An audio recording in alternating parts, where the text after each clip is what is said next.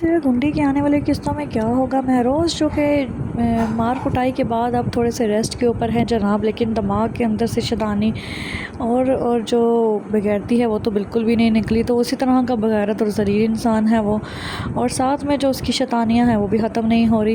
اور وہ ساوری سے کہتا ہے کہ تم میرے لیے کچھ بنا کے لاؤ، تو ساوری اس کو کہتی ہے کہ میں تو یہ سوچ رہی ہوں تمہارے لیے کسی نرس کا انتظام کر دوں۔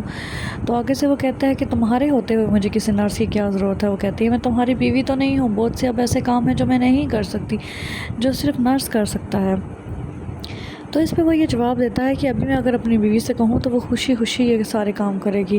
تو وہ کہتی ہے میں آپ کی بیوی تو نہیں ہوں۔ وہ کہتا ہے تو بنا دوں گا۔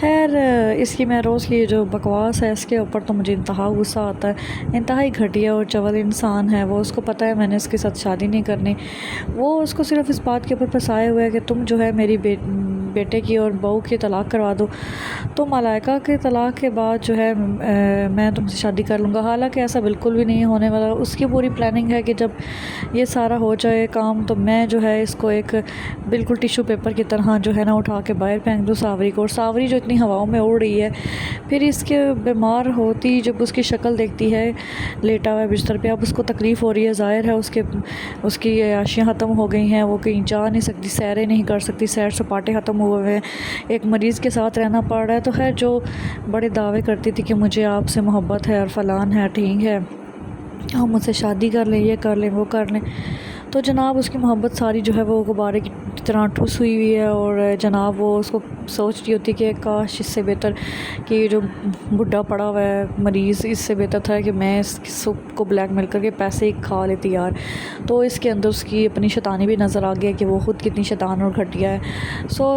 مہروز جو ہے وہ بھی بہت چلاک ہے، وہ بھی جانتا ہے کہ یہ صرف ساری ڈرامہ بازی چل رہی ہے اس کے دل کے اندر۔ دوسری طرف جو ہے نا مہروز کی جو چلاکیاں ہیں وہ اس کے کسی کام نہیں آئیں گے۔ وہ یہ سمجھتا ہے کہ شاید پتہ نہیں میں اپنی بہو کو طلاق دواؤں گا تو مجھ سے شادی کر لے گی۔ مجھے یہ سمجھ نہیں آتا، وہ اتنا چول ہے، اس کو سمجھ نہیں آتی کہ بھائی میری جو بہو جس کے ساتھ میں اتنا ظلم کر رہا ہوں، جس کو میں یہ کہہ رہا ہوں کہ تمہاری جیسے تمہیں گھر میں اپنے ملازمہ بھی نہ رکھوں، بہو مانا تو دور کی بات ہے، اس طرح کی باتیں اس کو کر رہا ہے۔ بھائی تو بندہ پوچھے کہ جو تم نے ساوری رکھی ہوئی ہے وہ کون ہے؟ ساوری کو ابھی بھی اگر عقل نہیں آئی نا کہ وہ یہ اتنا گھٹیا بندہ ہے کہ اس کے بیٹا ایک بندے سے محبت کرتا ہے، تو ایک جو ہے نا اگر وہ یہ اس کا نہیں ہو سکا تو یہ میرا کیا ہوگا، یا مجھ سے کیا شادی کرے گا؟ اتنی بیوقوف اور جاہل لڑکیوں کے بارے میں بندہ کیا کہہ سکتا ہے، جن کو نہ تو اپنی عزت کا خیال ہوتا ہے اور نہ ان کو کسی اور چیز کا خیال ہوتا ہے، ان کو بس پیسہ پیسہ چاہیے ہوتا ہے۔ وہ کہتی ہیں بس ہمارے پاس پیسہ آ جائے، عزت جائے بھاڑ میں، عزت جائے بھاڑ میں، عزت کیا چیز ہے، اس کے ساتھ ان کا کوئی تعلق نہیں ہوتا۔ دوسری بات یہ کہ جتنی بھی لڑکیاں دکھا رہے ہیں ان کے لگتا ہے ماں باپ نہیں ہیں، پتہ نہیں مرے میں ماں باپ، یہ ساری یتیم خانے سے اٹھا لی ہیں، نہ کوئی رشتہ دار ہیں ان کا، عجیب و غریب سی ہیں، سوائے جو ہے وہ اس کے ملائکہ کی ماں کے، یا اس کے علاوہ کوئی رشتہ دار نظر نہیں آتا کسی کا۔ عجیب و غریب سا ڈرامہ ہے یار، قسم سے میری سمجھ سے باہر ہے۔ کوئی تو رشتہ دار ہوتا ہے نا کسی کا، بھائی نہ ساوری کی ماں ہے، نہ رزق کی ماں ہے، نہ اس کا بھائی ہے، نہ بہن ہے، اور نہ ہی وہ جو سمر ہے اس کا کوئی مطلب کہ صنم کا کوئی رشتہ دار نہیں ہے۔ عجیب و غریب سی یہ تینوں لڑکیاں جو ہیں وہ آسمان سے ٹپکی تھی، مجھے تو یہ لگ رہا ہے۔ خیر بڑی عجیب و غریب سی ان ریئلسٹک سی جو ہے سٹوری ہے اس ڈرامے کی، جو ایگزسٹ نہیں کرتی کہیں پہ بھی۔ خیر جہاں تک لڑکیوں کی بات ہے تو اس طرح کی کافی زیادہ لڑکیاں ہوتی ہیں جو لالچی ہوتی ہیں، جو کہتی ہیں بھئی ہمیں تو چاہیے کسی بڈھے کے ساتھ بھی شادی کر لیں یا اس کو بھی پھنسا لیں تو اچھا ہے، بس ہمارے پاس پیسہ آ جائے۔ تو ان کے لیے دین ایمان ہر چیز جو ہوتی ہے پیسہ ہوتا ہے۔ دکھایا ہوا ہے اس ڈرامے کے اندر کہ کس طرح کی ہوتی ہیں۔ ہم نے بھی دیکھی ہیں کہ یونیورسٹیز کے اندر جو ہے نا اس طرح کی لڑکیاں پائی جاتی ہیں جن کو کوئی فرق نہیں پڑتا، یار کلرک کے ساتھ بھی ہے چکر تو یار ٹھیک ہے، یار ادھر بھی ہے تو ادھر بھی۔ تو یہ سارا ڈرامے کے اندر دکھا رہے ہیں، ہر یہ فضول واحد چیزیں جو ہے نا ہماری سوسائٹی کے اندر جو ہے نا اسی طرح سے آئی ہیں کہ ڈرامے دیکھ دیکھ کے نا لڑکیوں کے دماغ خراب ہوئے ہیں، وہ کہتی ہیں بس سارا کچھ پیسہ ہوتا ہے۔ جہاں تک سٹوری کی بات ہے تو جو ہے نا ملائکہ اپنی ماں کو فون کرتی ہے اور اپنی ماں سے یہ کہتی ہے کہ میں بہت خوش ہوں کیونکہ جو کبیر ہے وہ میری طرف آ رہا ہے۔ اور ملائکہ کی جو یہ خوشی ہے یہ بھی جو ہے نا وہ ٹمپریری سی ہے، کیونکہ کبیر کے اوپر جو ایک چڑیل قبضہ کر کے بیٹھی ہوئی ہے جس کا نام جو ہے وہ رزق ہے، وہ اس کو ڈھیلا چھوڑے گی ہی نہیں، اس طرف جانے نہیں دے گی۔ اس کو بھی اتنی سمجھ نہیں آتی ملائکہ کو کہ بھئی یہ کون سی جاب ہے ایسی کہ میرا شوہر جاتا ہے جاب شب کام تو وہ کرتا نہیں ہے، سیدھا سیدھا جناب اس کے پاس بیٹھ کے آ جاتا ہے، وہ اس کو 1 لاکھ دیتی ہے، دوسرے وزٹ میں اس کو 2 لاکھ دیتی ہے، پتہ نہیں کون سے ایسے کارنامے کارنامے کر رہی ہے. خیر یہ چیز تو آڈینس کو پتہ ہے کہ اس کے باپ سے لے رہی ہے پیسہ, لیکن بھائی کوئی کام بھی تو ہونا, اتنا تو کبیر کو بھی پتہ ہونا چاہیے کہ کوئی کام ہوتا ہے تو جاب دیتا ہے اگلا بندہ. عجیب و غریب صحیح سسٹم ہے. ڈرامے کی سٹوری کس طرف جا رہی ہے کوئی سمجھ نہیں ہے, کیا پتہ کچھ بھی نہیں ہے. اور جو ہے وہ جہاں تک مہروز کی بات ہے تو وہ تو اتنا گھٹیا بندہ ہے کہ اس کی گھٹیا پن ختم ہی نہیں ہوتے.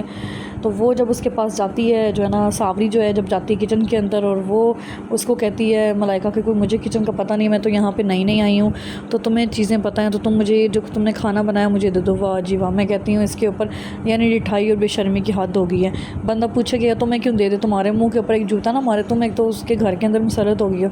پہلے تو تم اس کی فرینڈ, تمہیں اب یاد آ گیا وہ تمہاری فرینڈ ہے. بھائی تمہیں اس کو پہلے یاد نہیں تھا جب تو اس نے تمہیں مدد کے لیے بلایا تھا, تم بجائے اس کا ساتھ دینے کے مہروز کے ساتھ مل گئی ہو. اب تمہیں جی کھانے کے لیے وہ یاد آ رہی ہے. عجیب قسم کی لڑکی ہے, بندری سی, نہ اس کو اپنے کسی چیز کا خیال ہے نہ کسی اور کی کسی چیز کا خیال ہے. کوئی ہوتا ہے نا انسان کے اندر تھوڑی سی شرم ہوتی ہے, وہ تو خیر اس نے بیچ کے کھا لیا, اس کے پاس ہے ہی نہیں, اور اگر ہوتی بھی تو وہ اس کو بھی بیچ کے جو ہے نا اس کے پیسے لے لیتی.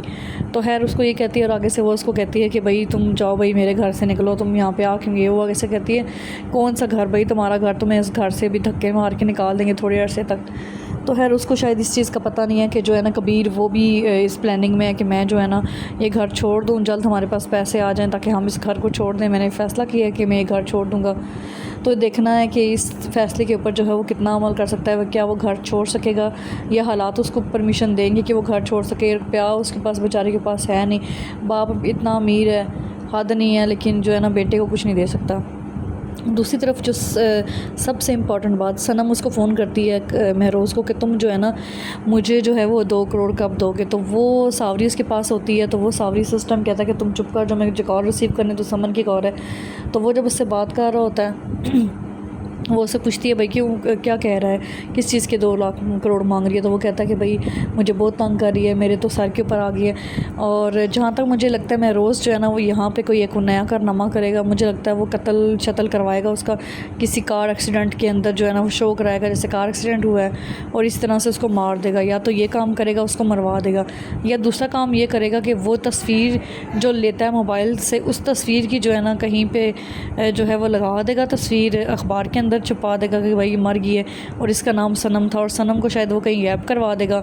اور جو وہ ہے کوثر ہے, کوثر یہ سمجھے گی صنم مر گئی ہے, اور وہ صنم کا جو ہے پیچھا نہیں کرے گی.